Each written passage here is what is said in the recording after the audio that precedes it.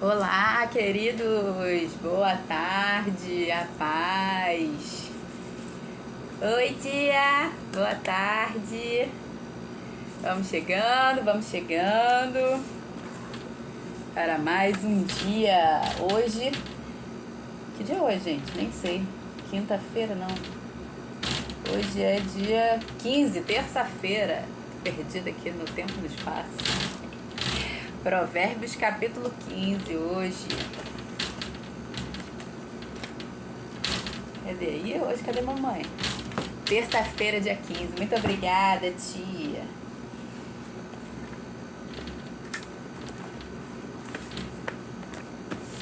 Vamos chegando. Pegando sua Bíblia, pegando seu papel e caneta, pegando sua água. E vamos começar. Provérbios capítulo 15, versículo 1. A resposta branda desvia o furor, mas a palavra dura suscita a ira. A língua dos sábios adorna o conhecimento, mas a boca dos insensatos derrama tolices. A gente precisa buscar. Aí, mamãe, chegou! A gente precisa buscar incessantemente e constantemente nos mantermos, né, cheios do Espírito Santo. Não só ter o Espírito Santo, mas alimentar esse fogo do Espírito Santo para que a gente esteja constantemente cheio e transbordando, né? Para quê? Para que a gente possa cumprir a lei do amor. Em Cristo, uma nova lei foi estabelecida. Quando há um novo sacerdócio, a lei também é atualizada. O novo sacerdote tem o direito de fazer novas leis. E Cristo estabeleceu uma única lei que resume toda a lei e os profetas. E a lei é que ameis uns aos outros como eu vos amei. Este é o maior mandamento e o único mandamento estabelecido por Deus. Quando você consegue cumprir esse mandamento, automaticamente você já está cumprindo não só os 10 mandamentos, mas toda a lei e tudo aquilo que os profetas ordenaram. Então toda a lei se resume nisso: ameis o teu próximo como eu vos amei. Quem é esse eu? O próprio Senhor Jesus Cristo. Então não é um amor de qualquer maneira, não é qualquer tipo de amor, é o amor do tipo de Deus. Então a gente precisa buscar ser cheio do Espírito Santo, porque somente pelo Espírito Santo é que a gente vai conseguir estabelecer esse tipo de relacionamento, né? Então, quando a gente vê aqui a resposta branda desvia o furor, mas a palavra dura suscita a ira, tá te falando de quê? De relacionamento. E somente quando a gente está cheio do Espírito Santo é que a gente vai poder, como é que eu vou dizer assim, a gente vai ter condições de transmitir nos nossos relacionamentos, de utilizar nos nossos relacionamentos aquilo que é o fruto do Espírito. E o que é o fruto do Espírito? Lembrando que é o fruto, é um único fruto com vários gomos, né? Imagina aí, vamos dar um exemplo como se fosse uma tangerina, né?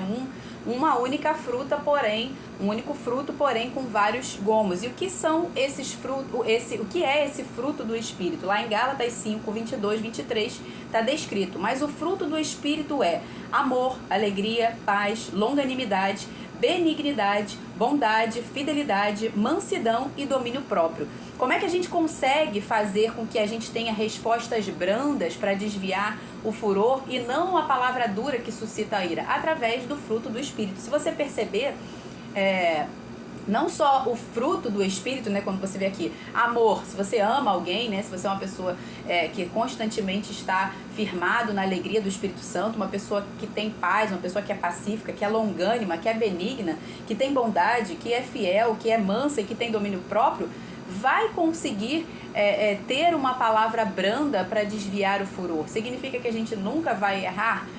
Quem dera, seria maravilhoso, mas pelo menos a gente precisa buscar estar cheio para que a gente consiga sanar a maior parte desses danos. E se você parar para perceber, todos os frutos do Espírito são sempre para o próximo. Apesar de nós também sermos edificados com isso, porque a gente está crescendo em maturidade, né? Mas normalmente é para o próximo, é sempre para o próximo, porque se você for parar para pensar, nenhuma árvore come do seu próprio fruto. Ela simplesmente, ela dá o fruto porque é da natureza dela. E as pessoas é que desfrutam desse fruto. Então, para cumprirmos o mandamento, o Espírito Santo nos auxilia nisso. Então, todo o fruto do Espírito vai ser para isso. Não só o fruto do Espírito, mas também os dons espirituais. A palavra fala que todos os dons espirituais são para e também os dons ministeriais, que são apóstolo, mestre, profetas, evangelistas, pastores, tudo é para a edificação do corpo, não é para a edificação própria. Apesar do corpo também, da pessoa que está transmitindo, que está transbordando, é porque antes ela recebeu do Senhor, então ela também já foi edificada. A gente só dá aquilo que a gente recebeu, né? Como Paulo fala, o que recebi do Senhor, isso eu vos entrego.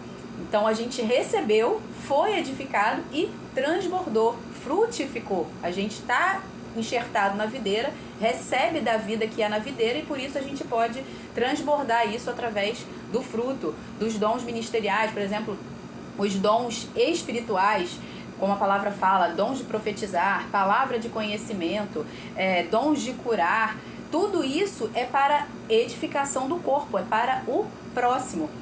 O único dom que a Bíblia fala que é para edificação própria é o dom de línguas. Mas quando há interpretação, esse dom também é para a edificação do corpo. Então perceba que tudo é para que a gente seja equipado, para que a gente seja instrumentalizado pela graça, capacitado pela graça para cumprir um único mandamento, que é amar o nosso próximo como o Senhor Jesus nos amou. Então aí sim a gente vai conseguir ter essa resposta branda para desviar o furor. Para isso a gente precisa estar cheio do Espírito Santo, tá? Versículo 3. Os olhos do Senhor estão em todo lugar, contemplando os maus e os bons. Lá em Jeremias, capítulo 32, verso 18b e o 19, diz assim: acaso tenho eu prazer na morte do perverso, diz o Senhor Deus. Não desejo eu antes que ele se converta dos seus caminhos e viva... Aliás, perdão, tô birutinha aqui, tô lendo outra coisa, tô lendo nada de Jeremias aqui, gente, tô lendo um outro texto que eu marquei aqui de Ezequiel, que não tem nada a ver. Perdão. Vamos voltar aqui, deixa eu ler. Versículo 3. Os olhos do Senhor estão em todo lugar, contemplando os maus e os bons. Jeremias 32, 18b e 19 diz assim: Tu és o grande, o poderoso Deus, cujo nome é o Senhor dos Exércitos, grande em conselho e magnífico em obras, porque os teus olhos estão abertos sobre todos os caminhos dos filhos dos homens, para dar a cada um segundo o seu proceder, segundo o fruto das suas obras. Então é exatamente o que está aqui nesse versículo 3 de Provérbios, né? Os olhos do Senhor estão em todo lugar, contemplando os maus e os bons. Para quê? Para dar a cada um conforme o seu proceder. E isso é maravilhoso, que você tenha essa compreensão de que o Senhor o tempo todo está olhando pra gente, então os olhos dele estão em todo lugar. É importante que você tenha essa compreensão. Eu vou dar aqui 3 motivos. É óbvio que tem muito mais motivos do que isso, mas eu vou dar 3 motivos especificamente aqui para você entender como isso é bom. O primeiro motivo é para que você entenda que você nunca está sozinho. Jesus disse, né? Eis que estou convosco todos os dias até a consumação dos séculos. Então, o Senhor sempre está conosco. E isso é para nosso conforto, para nosso consolo. O segundo motivo, o Senhor, ele deseja que você não viva a sua vida de qualquer maneira. Então, quando você entende que os olhos do Senhor estão em todo lugar, que tem até uma musiquinha do Ministério Infantil, né, que fica assim: cuidado, olhinho no que vê, cuidado, olhinho no que vê, aí depois vai: cuidado, boquinha, o que fala, aí depois: cuidado, ouvido, o que ouve. Por quê? A gente precisa cuidar, a gente precisa ser vigilante, porque a nossa vida, o Senhor Jesus deu a vida por nós para que nós vivamos de modo digno. Então a gente precisa ter esse temor de que a gente nunca está sozinho. A gente precisa vigiar e entender que o Senhor está olhando todas as nossas obras, sejam elas boas ou más. Já viu aquela frase em alguns estabelecimentos, né, aquelas plaquinhas assim: sorria, você está sendo filmado? Então, é mais ou menos isso. Esse é o segundo motivo. Vigia, porque o Senhor está olhando todas as suas ações. E o terceiro motivo, que também é muito importante, é para que você entenda que o Senhor está vendo todas as injustiças que você, porventura, esteja sofrendo. Tudo aquilo que fazem contra você ou a seu favor, tudo que fazem de bom ou de ruim contra você, o Senhor está vendo tudo isso. Ele é o justo juiz e Ele vai dar a cada um, retribuir a cada um segundo as suas obras, sejam elas boas ou más. Então, é para que você também se tranquilize de que você tem um justo juiz que está olhando por você. Aquilo que estão fazendo de mal contra você, fique tranquilo. Ele é justo e Ele vai retribuir a cada um segundo as obras. A palavra fala que a Ele pertence a vingança. E como a gente já falou aqui, vingança não é que o Senhor vai vir e, então tá bom, então eu vou fazer tudo de mal para você. Não, o vingar aquilo que a pessoa está fazendo de mal vai frutificar. Então, se ela está plantando mal, ela vai colher o mal. Ou seja, vai vingar o fruto daquilo que ela plantou. Amém? Então, vamos prosseguir aqui. Vou falar só esses 3 motivos. Teriam mais, obviamente. Versículo 4. A língua serena é a árvore da vida, mas a língua perversa esmaga o espírito. A mesma coisa que a gente viu aqui nos versículos 1 e 2, né? A importância, se a gente buscar o Espírito Santo, a gente vai ter esse domínio da nossa língua, né? Temos que manter essa consciência de que no poder da língua está a vida e a morte. Então, se a gente busca o Espírito Santo, a gente vai conseguir também dominar a nossa língua, né? Ter esse domínio próprio. Versículo 5. O insensato despreza a instrução de seu pai, mas o que aceita a repreensão consegue a prudência. Você percebe que o livro de Provérbios, a gente já está no capítulo 15 e ainda tem mais capítulos pela frente, e essa insistência o tempo todo com relação aos filhos, para que eles ouçam a instrução do seu pai, para que eles honrem pai e mãe, para que eles ouçam e obedeçam, para alcançar a prudência, para alcançar a sabedoria. É insistente nisso, porque a gente precisa de fato alertar os nossos filhos que a insensatez, que a tolice, que quando eles desprezam a sabedoria e se tornam tolos, a insensatez, a tolice nada mais é do que o orgulho. Aqui você vai entender o porquê da gravidade disso, né? Quando você entende que a insensatez, que a tolice, é um orgulho, ela é um orgulho por quê? Porque aquela criança ou aquela pessoa que já cresceu, né, e se tornou tola porque foi insensata ou porque não recebeu a sabedoria ou porque não ouviu a instrução do pai e da mãe, a insensatez e a tolice é orgulho, ok? Por quê? Porque aquela pessoa, ela está se considerando maior do que o próprio Deus, maior do que o pai, maior do que a mãe. É como se ela achasse que ela sabe mais do que Deus, que mandou ela honrar o pai e a mãe dela. Então isso é orgulho, isso é incorrer na mesma culpa que o diabo. O diabo, ele caiu e ele teve o julgamento, foi condenado e julgado ao inferno por causa do orgulho. Então Deus não seria justo de dar uma condenação ao diabo por conta do orgulho e não dar a mesma condenação ao tolo, ao insensato, que está incorrendo na mesma condenação, que é o orgulho. E o orgulho, ele tem várias raízes, como a gente viu ontem, por exemplo, que a ingenuidade também é orgulho. Então você vai ver que o orgulho, ele tem várias raízes. E sempre é assim, a pessoa no inconsciente dela, ela se acha sempre melhor do que Deus, ou quer ser melhor do que Deus. Ela desconsidera a sabedoria, despreza a sabedoria, como se ela estivesse acima daquilo ali. Toda vez que você despreza alguma coisa, é porque você se considera acima. Ou porque de fato você está acima, ou porque você está com a sua mente completamente pervertida, tola, insensata, achando que você é superior a alguma coisa ou a alguém. Entende? Então, quando você faz isso, você está incorrendo na mesma condenação do diabo. Então, não seria justo o diabo sofrer a condenação do inferno e você também não sofrer a mesma. A única diferença entre o diabo e o tolo, no caso, né, os dois estão incorrendo no mesmo pecado, que é o orgulho, mas a diferença é que o diabo, ele pecou na eternidade, então ele não tem perdão. Não há redenção para o diabo. Ainda que ele pudesse se arrepender, se fosse esse o caso, não haveria redenção para ele, porque ele pecou na eternidade.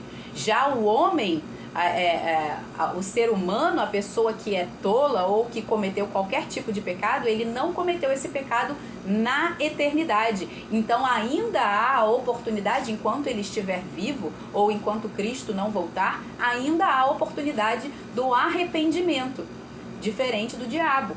Então essa é a única diferença, mas se ele não se arrepender, se ele não se voltar ao Senhor, ele vai sofrer a mesma condenação, o mesmo juízo, o mesmo julgamento que o diabo.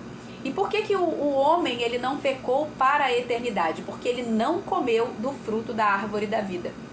Lá em Gênesis você vai ver na criação, quando Deus criou todas as coisas e criou homem e mulher e colocou eles no jardim, Deus deu o direito a eles de comerem de todos os frutos do jardim, de absolutamente todos, inclusive do fruto da árvore da vida. Ou seja, tinha lá o fruto da árvore da vida e tinha também, por exemplo, um outro, né, além de todos os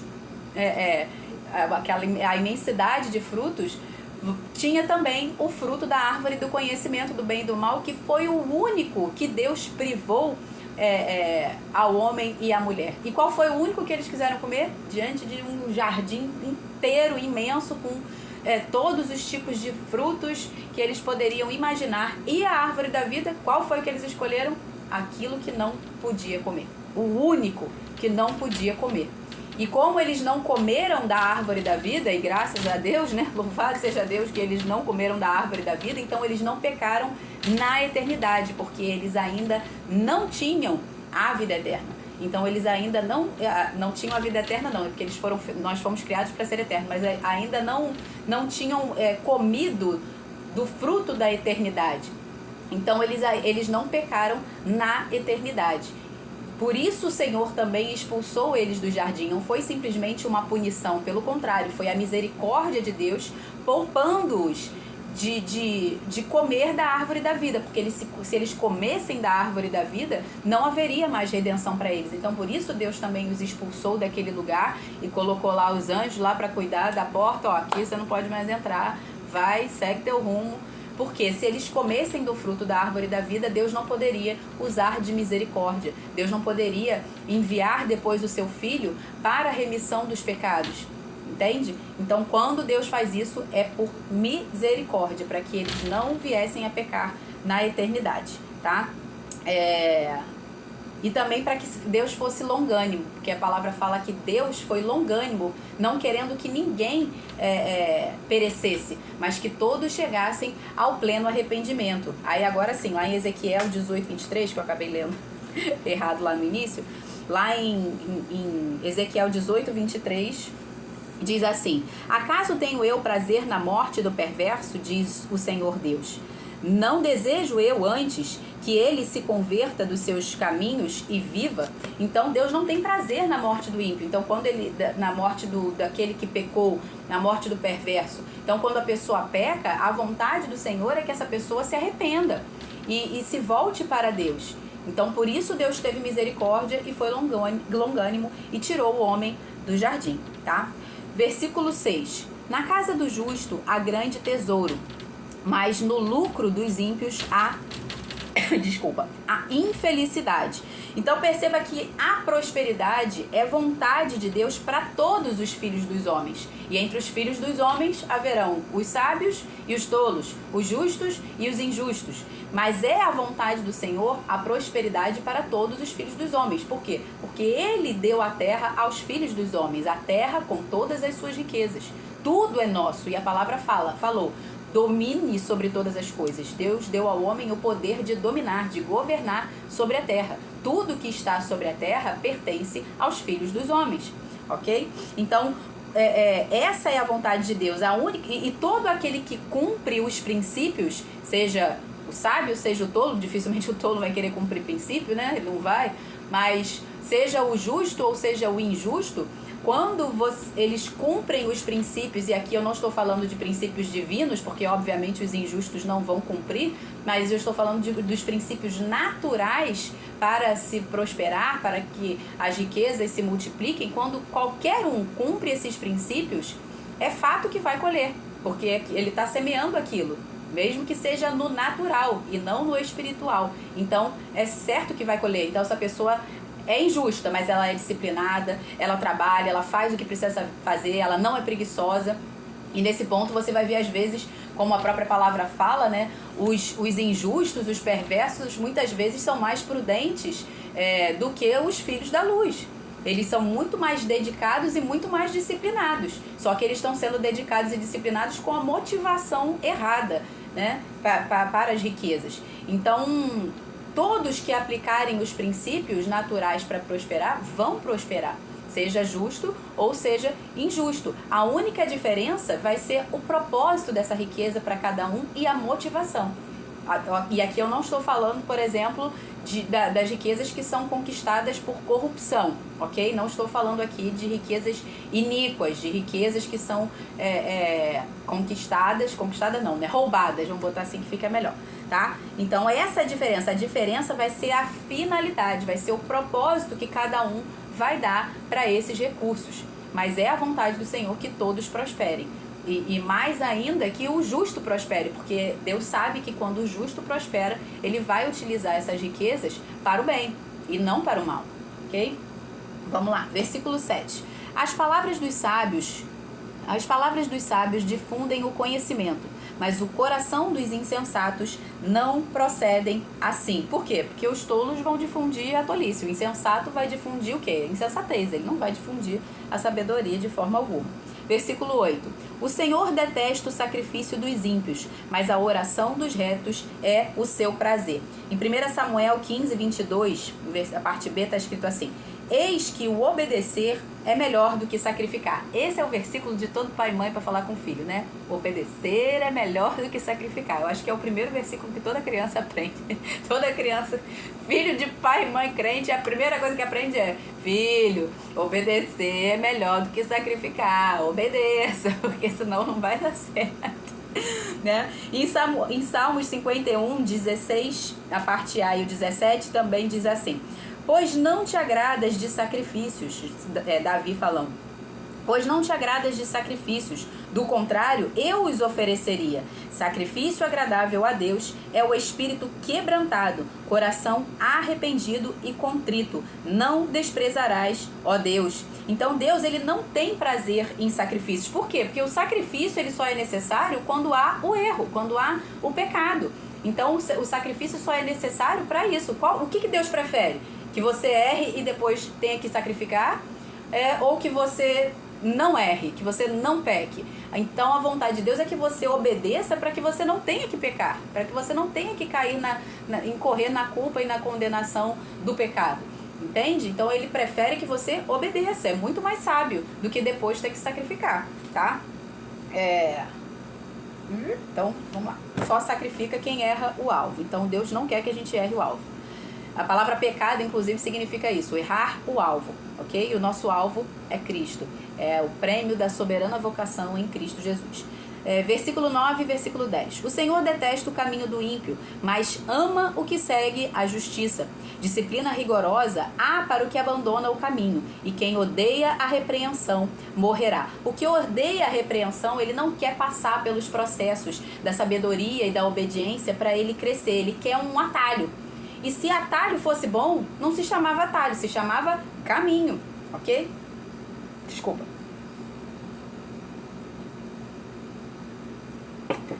Se atalho fosse bom, não se chamava atalho, se chamava caminho. Então Deus fez para nós em Cristo um caminho. O caminho, ele não é simplesmente uma rota, ele é uma pessoa, e a pessoa de Cristo. Então Deus não quer atalhos. A pessoa que quer atalho, todo atalho vai conduzir à morte. O único caminho que conduz à vida é Cristo. Ele é o caminho, ele é a verdade, ele é a vida, tá? Então vamos lá, versículo 11. O mundo dos mortos e o abismo estão expostos diante do Senhor, quanto mais o coração dos filhos dos homens. Mesma coisa que a gente viu lá no versículo 3, quando a gente falou do versículo 3. Os olhos do Senhor estão em todo lugar, ok? Versículo 12. O zombador não gosta de quem o repreende, nem se aproxima dos sábios. Ele não se aproxima dos sábios justamente porque ele é tolo, né? Ele não quer se aproximar dos sábios justamente por isso, porque ele é tolo. E por isso é que ele permanece tolo. Versículo 13 a 15. O coração alegre embeleza o rosto, mas com a tristeza do coração o espírito se abate. O coração sábio busca o conhecimento, mas a boca dos insensatos se alimenta de estupidez.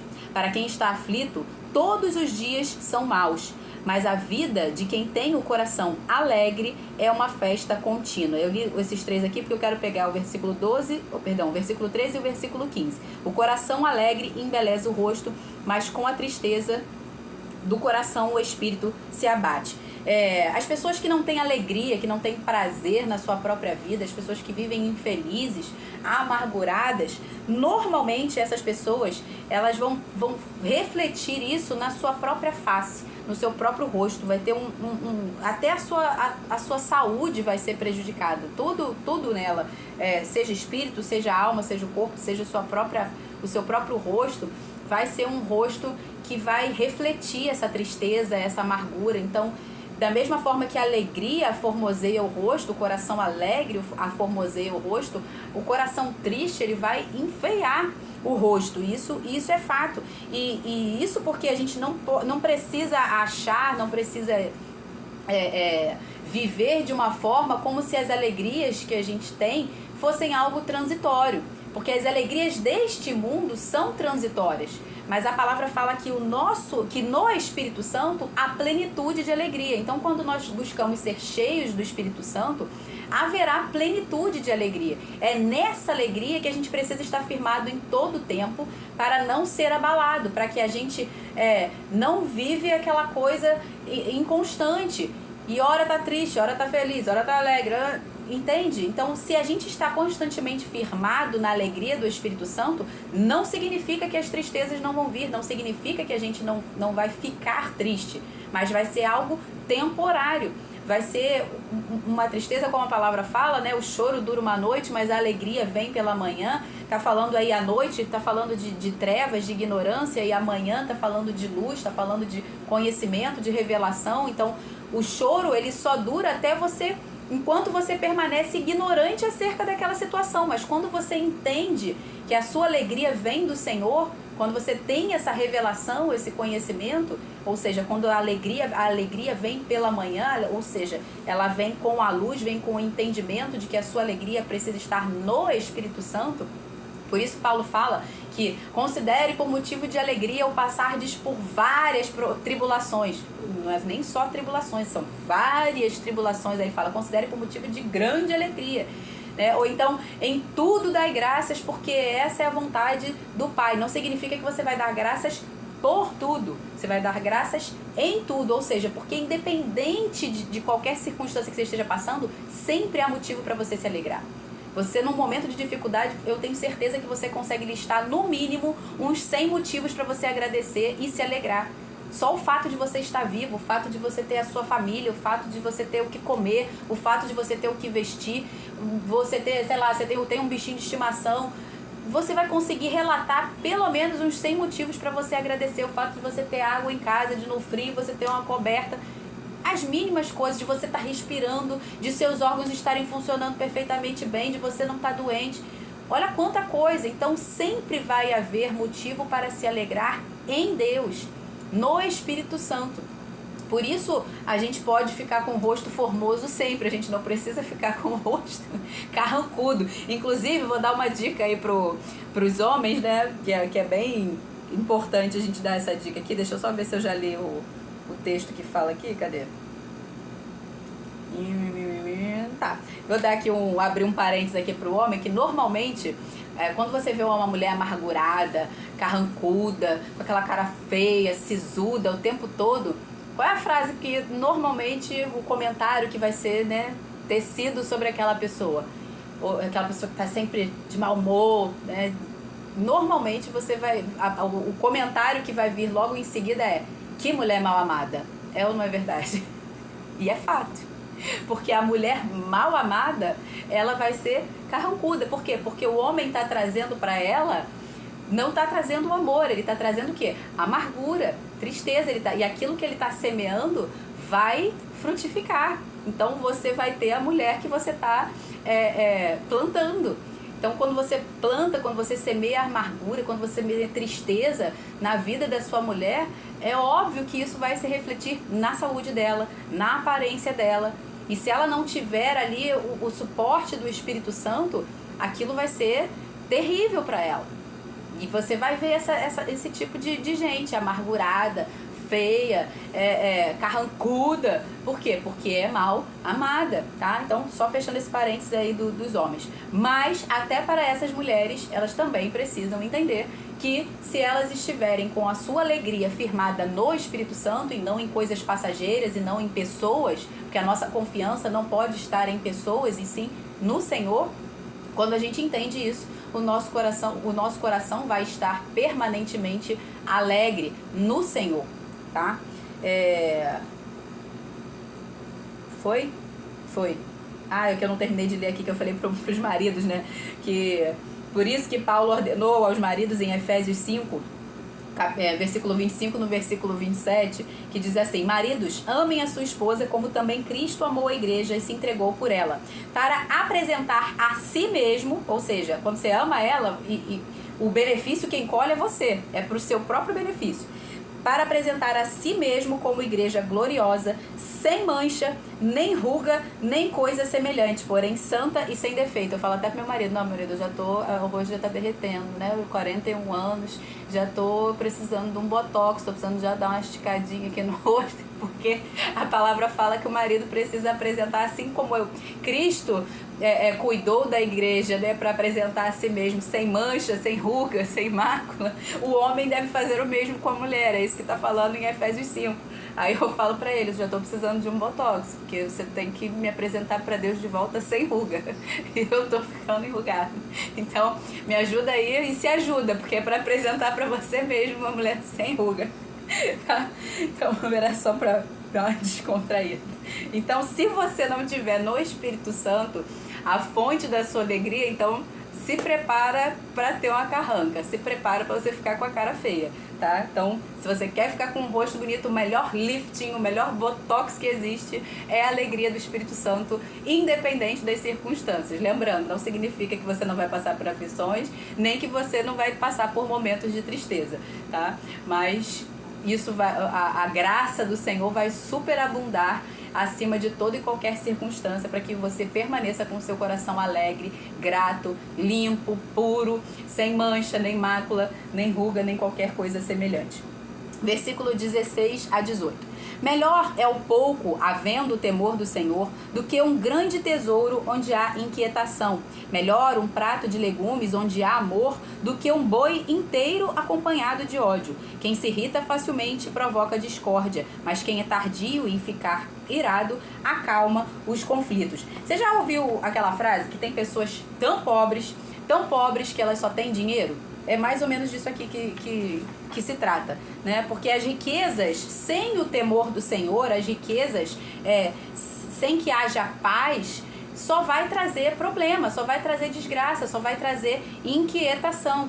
Então, independente de você ser rico ou você pobre, se você não teme ao Senhor, qualquer coisa na sua vida só vai ser para te tirar a paz. Porque dentro do seu coração não há paz. Não há paz dentro de um coração que não teme ao Senhor. Não há paz dentro de um coração que está em desobediência, que está resistindo ao amor de Deus, que está resistindo ao perdão que Deus tem para oferecer para ela. Não há paz nesse coração. Não tem como. Somente o Espírito Santo, o fruto do Espírito é paz. Somente com o Espírito Santo é que há a verdadeira paz. E eu não estou falando aqui da paz desse mundo, que é uma paz ilusória. Não há paz nesse mundo. A paz que excede todo o entendimento, ou seja, pode estar o mundo se acabando e ainda assim o seu coração está em paz, porque você está firmado em Cristo. Essa paz só há naqueles que receberam o Espírito Santo, que receberam a Jesus como Senhor e Salvador da sua vida. Esses têm a verdadeira paz. O restante pode até ter a falsa paz que há no mundo. O que é a paz que há no mundo? É só quando está tudo bem. E dificilmente está tudo bem, é verdade? Dificilmente você não vai ter aflições no mundo. Então essa é a falsa paz. É a paz que é só quando as circunstâncias todas estão cooperando, em todas as áreas da sua vida. Você está com tudo lá, ok, ticadinho. Difícil. Então, se já é difícil você se manter cheio do Espírito Santo para manter a sua paz no meio de um mundo cheio de aflições, imagina para aqueles que não têm a verdadeira paz, que é o príncipe da paz, que é Jesus. Ele é o príncipe da paz. Vai ser impossível, não vai ser difícil, não. Tem alguma coisa aqui? Ah, não, foi um negócio do celular. Versículo 19. O caminho do preguiçoso... Agora eu vou ler até o 30 aqui, tá, gente? Vou correr aqui porque já está em 35 a live. Versículo 19. O caminho do preguiçoso é como que cercado de espinhos, mas a vereda dos justos é plana. O caminho do preguiçoso é cercado de espinhos por quê? Né? A palavra fala em Gênesis, quando o homem peca, que o trabalho do homem não ia ser mais um trabalho fácil, ia ser um trabalho mais difícil, porque além dele plantar, dele colher aquilo que ele plantou, ele colheria junto também espinhos e abrolhos. Na vida do preguiçoso você vai ver o quê? Como ele não cuida da plantação dele, então é cercado de espinho. E esse é um dos motivos, porque o caminho do preguiçoso é cercado de espinhos. E aí, no caso, espinhos de todo tipo, sejam eles espirituais ou físicos. Versículo 20. O filho sábio alegra o seu pai, mas o insensato despreza a sua mãe. A gente já viu isso. Eu vou ler corrido agora até o final aqui, porque a maioria desses versículos a gente já comentou nos provérbios anteriores, coisas semelhantes, mas o que tiver aqui de específico para eu falar, eu vou falar, tá? Quem não tem juízo, o filho sábio alegra o seu pai, mas o insensato despreza a sua mãe. Quem não tem juízo se alegra com a sua tolice, mas quem é sábio anda retamente. Pior do que ser tolo é se alegrar com a tolice. Realmente, é tolice demais mesmo. É triste. Versículo 22. Sem conselhos os projetos fracassam, mas com muitos conselheiros há sucesso. Lembra que a gente falou? É conselheiro, não é só conselho. Escolha bem quem vai ser seu conselheiro. Não escolha um tolo para te aconselhar. Qualquer um pode dar conselho, mas não é qualquer conselho que você pode receber. Que alegria é ter a resposta adequada. Como é boa a palavra dita na hora certa. Para o sábio, o caminho da vida leva para cima, para desviar do inferno embaixo. O caminho da vida é quem? É Cristo. Ele é o caminho, Ele é a vida. Ele é o único que vai nos desviar do julgamento e da condenação do inferno. Versículo 25. O Senhor derruba a casa dos orgulhosos, mas preserva a herança da viúva. Lembra que a gente falou que a viúva... e os órfãos, a verdadeira religião é cuidar dos órfãos e das viúvas. Então Deus derruba a casa dos orgulhosos. Quem são os orgulhosos? São aqueles que não obedecem, aqueles que não estão fazendo aquilo que precisa ser feito, são os insensatos, e aí por isso também não estão prosperando, não estão cuidando dos seus, não estão cuidando dos da sua própria casa, estão deixando sua mulher e filhos destituídos de provisão, porque não são homens para cumprir o seu papel. Esses são os orgulhosos, esses são os tolos. Mas ele preserva a herança da viúva, ou seja, a mulher, e aí você vai ver que tem muito homem, eu já falei isso aqui, muita mulher e muito filho que é órfão e mulher que é viúva de marido vivo e de pai vivo, porque não estão fazendo aquilo que precisam ser feito. Então o Senhor preserva a herança deles.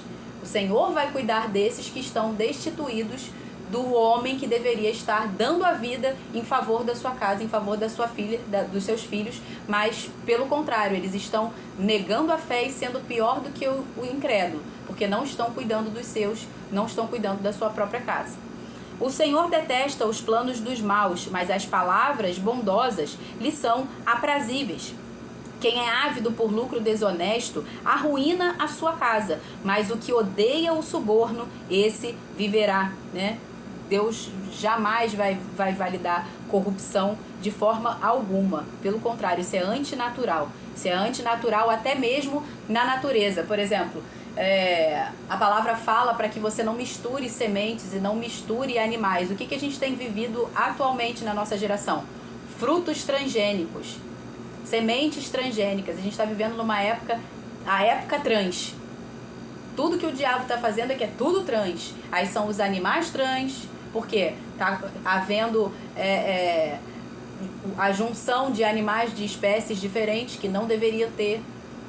Então, são os animais híbridos, né, no caso. Os alimentos transgênicos. E isso é mal. Isso nada mais é do que corrupção. Ok? Isso é corrupção. E o Senhor abomina isso. Então, até no natural, a corrupção ela é antinatural. Quando você junta duas coisas, quando a palavra fala que comunhão há entre luz e trevas, que comunhão há entre Cristo e a igreja, que comunhão há entre justo e o injusto, é por quê? É porque a comunhão de coisas opostas é antinatural. A comunhão de coisas que não deveriam se misturar é antinatural. A junção disso é antinatural. Então, até na natureza, Deus abomina a corrupção de todo e qualquer tipo de forma. Já que eu parei aqui, que eu já nem sei. O coração do justo medita o que há de responder, mas a boca dos ímpios derrama maldades. Porque o ímpio, ele sequer medita, nem sabe. O ímpio aqui que eu tô falando é o tolo, o insensato. Ele nem sabe o que é meditar, eu acho, acredito, não sei. Ou então ele medita na tolice. Versículo 29. O Senhor está longe dos ímpios, mas ouve a oração dos justos. Como é que é isso? O Senhor está longe dos ímpios se a palavra fala que Deus é onipresente, que Deus está em todo lugar. Como é que ele está longe? Esse longe aqui não é geográfico. Entenda que esse longe aqui não está falando de geografia. Ele não está geograficamente longe. Pelo contrário, o Senhor está em todo lugar. Ele é onipresente, onisciente, onipotente. Ele está em todo lugar. Então, essa distância aqui não é geográfica. Essa distância aqui é espiritual. Espiritualmente, não é o Senhor quem está longe.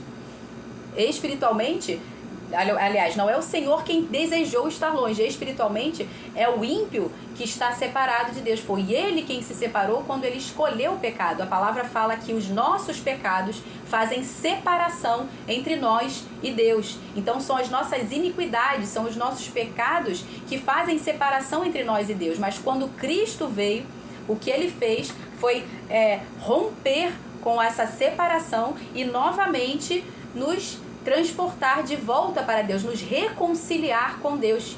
E Jesus nos deu o ministério da reconciliação, para que nós também, assim como Jesus fez, também pregássemos a palavra para fazermos com que outras pessoas se reconciliem também com Deus, com todos aqueles que ainda não creram, aqueles que ainda não ouviram o Evangelho, possam se reconciliar novamente com Deus, ou seja, não estejam mais separados da graça de Deus, não estejam mais destituídos da glória de Deus. Por isso a palavra fala que todos pecaram e destituídos foram, separados foram da glória de Deus. Mas em Cristo nós somos novamente reconciliados com Ele. Todo aquele que crê em Cristo vai ter essa reconciliação com Deus novamente. Então Deus, ele está longe do ímpio espiritualmente. Por quê? Porque o pecado está ali no meio, impedindo que haja novamente essa reconciliação. Somente quando Cristo vem e é colocado no lugar do pecado, aí sim essa reconciliação é possível, tá? Onde é que eu tô? Último, versículo 30. É o último mesmo? Ah, não, vai até o 33. Menino, nem vi que vai até o 33, olha só. O brilho dos olhos alegra o coração, mas a boa notícia... O brilho nos olhos alegra o coração. Uma boa notícia fortalece até os olhos. Viu que a gente falou aqui com relação ao coração alegre, que é formoseia o rosto? Não é só o rosto, na verdade ele vai afetar todo o nosso corpo, a nossa alma e o nosso espírito. Vai fortalecer até os ossos. Quem dá ouvidos à repreensão construtiva terá a sua morada no meio dos sábios. Então, ouça a repreensão. A repreensão que é para te... é construtiva, é para te elevar, para te falar, olha, esse caminho que você tá não é bom, faça isso, vá por esse caminho, a palavra de Deus diz isso, isso e isso, é por aqui que você tem que ir. Agradeça por essas pessoas que vão vir para te aparar, que vão vir para te corrigir de um caminho que é de morte, porque quanto antes você sair dessa rota, mais fácil para você voltar para a estrada certa. Quando você tá numa pista, numa estrada, né, vamos supor que você tá indo daqui para... Você pegou a pista Rio-São Paulo, mas você tá querendo ir pro sul, que não tem nada a ver, você tá querendo ir para Curitiba, entendeu? Então, quanto antes você pegar o caminho de volta, quanto antes você se der conta disso, alguém falar assim, você pegou o caminho errado, você tá indo para São Paulo. Não é por aí que você tem que ir. Quanto antes alguém falar isso, mais fácil você pegar o retorno e voltar para o caminho certo. É menos tempo que você perde andando no caminho errado. E menos tempo, e menos processo que você vai sofrer depois para retornar. Menos despesa com combustível, enfim. Então agradeça as pessoas que te corrigem, que fazem você voltar à rota certa. Te falar assim, ó, você está no caminho errado. Agradeça essas pessoas. Dê ouvidos à repreensão, tá? Versículo 32. Quem rejeita a disciplina despreza a si mesmo, mas o que aceita a repreensão adquire o entendimento. Quem rejeita a disciplina, ele despreza a si mesmo, e não só a si mesmo. O tolo, ele despreza a si mesmo, porque se ele não desprezasse, ele ouviria sabedoria. Porque a sabedoria vai fazer ele crescer, a sabedoria vai fazer ele prosperar, a sabedoria vai fazer ele andar em retidão, a sabedoria vai levar ele a Cristo e Cristo vai levar ele à salvação. Então, com a sabedoria, ele só vai ter ganhos. Então, por isso ele é tolo, ele despreza a ele mesmo. Quando ele despreza a sabedoria, quando ele despreza a disciplina, ele rejeita e despreza a si mesmo. E ele não só a ele mesmo, ele rejeita a própria família. Porque se ele pelo menos fizesse pela casa, pela família, ele também teria alguma colheita disso. Mas como ele despreza completamente a disciplina, significa que ele não ama a si mesmo. Significa que ele despreza a si mesmo e despreza a sua própria família. Por isso Deus vem e acolhe, preserva os filhos, a esposa, para que a herança deles não seja roubada.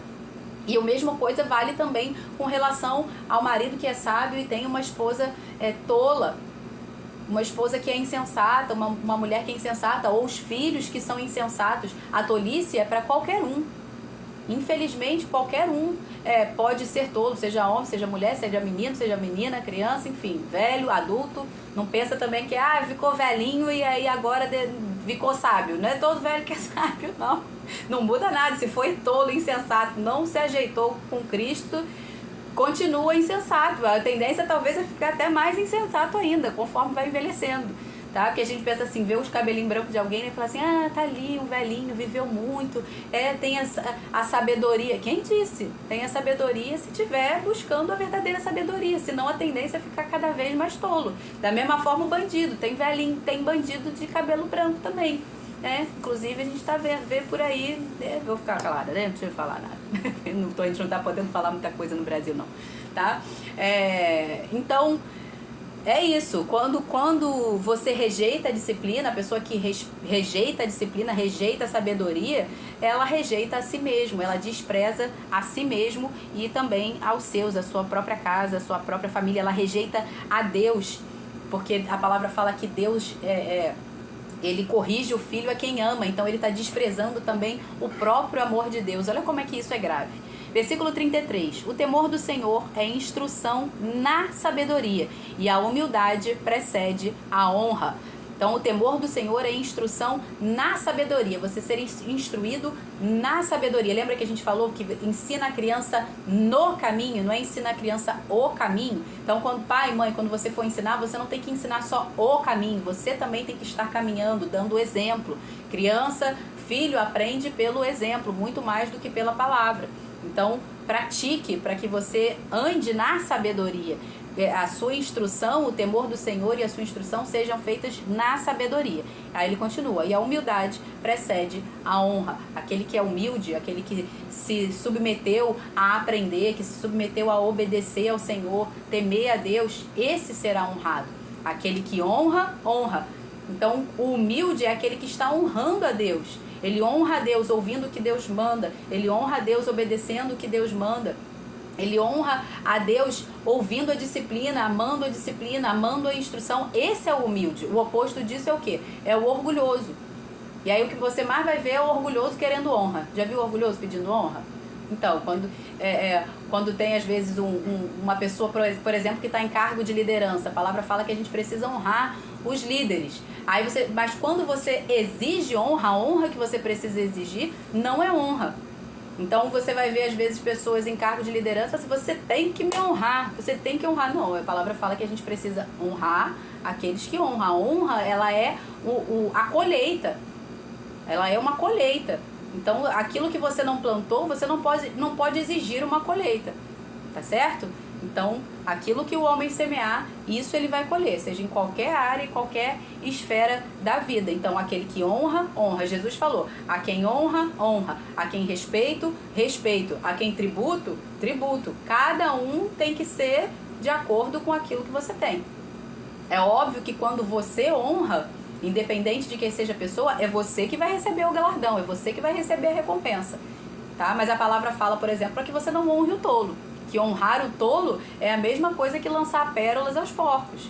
Em outras palavras, não é exatamente esse o versículo não, mas em outras palavras, honrar o tolo é a mesma coisa que lançar pérolas aos porcos. Então não honre o tolo. A palavra fala isso, inclusive em Provérbios. A gente vai, daqui a pouco vai esbarrar nesse versículo aqui, tá bom? Então a honra é para quem honra, a humildade é que precede a honra, tá? Gente, muito obrigado. Vamos orar aqui. Pai, louvado seja o teu nome. Muito obrigado pela tua maravilhosa palavra. Obrigada porque o Senhor sempre nos ensina, sempre nos corrige, sempre nos exorta. Obrigada porque o Senhor sempre nos ouve, Pai, e cuida de nós. Obrigado pelo seu amor, pela sua graça, pela sua bondade, pela sua fidelidade, pela sabedoria que vem do alto, Senhor, e que está à nossa disposição. Nós temos o privilégio, a graça, Senhor, de termos a Tua palavra acessível a nós, quando muitos, em muitos países, ó Deus, são impedidos de ter a Bíblia, Senhor. E nós no Brasil temos essa liberdade ainda, Senhor, de podermos nos reunir como corpo de Cristo, como igreja, de poder ler a palavra, ter acesso não só a uma, mas várias Bíblias dentro de casa, poder ler livros de pessoas que nos edificam, Senhor, que estão ensinando também a Tua palavra. Senhor, que nós não venhamos desperdiçar tamanha sabedoria, que nós não venhamos a rejeitar, desprezar o Senhor, zombar do Senhor, que não sejamos aqueles que desprezam a si mesmos, não sejamos o tolo que despreza a si mesmo, rejeitando toda a sabedoria que está disponível a nós livremente, com liberalidade, Senhor. Pai, porque a Tua palavra diz que a todos quantos pedem a sabedoria, o Senhor dá liberalmente, mas os tolos rejeitam, os tolos zombam da sabedoria, e nós não queremos ser achados entre os tolos, Senhor, queremos ser achados entre os sábios, Pai. Por isso, em nome de Jesus, nos encha do Teu Espírito Santo, Pai, para que a gente possa cumprir o mandamento, o único mandamento deixado por Cristo, que é amar uns aos outros como Ele nos amou, Senhor. Em nome de Jesus, que tenhamos essa sabedoria, Pai, de obedecer o Teu mandamento e de frutificar naquilo que o Senhor já nos capacitou, tudo aquilo que o Senhor nos deu, todos os dons, todos os frutos, todos os talentos, o Senhor já nos entregou e o Senhor vai nos cobrar por aquilo que o Senhor nos deu. Por isso que sejamos responsáveis e sábios para não só ouvir a Tua palavra, mas principalmente para obedecer. Em nome de Jesus. Amém. Beijo, gente. Opa, desculpa. Muito obrigado. Deus abençoe a todos. Amanhã, capítulo 16 de Provérbios. Fiquem com Deus. Até amanhã. Tchau, tchau.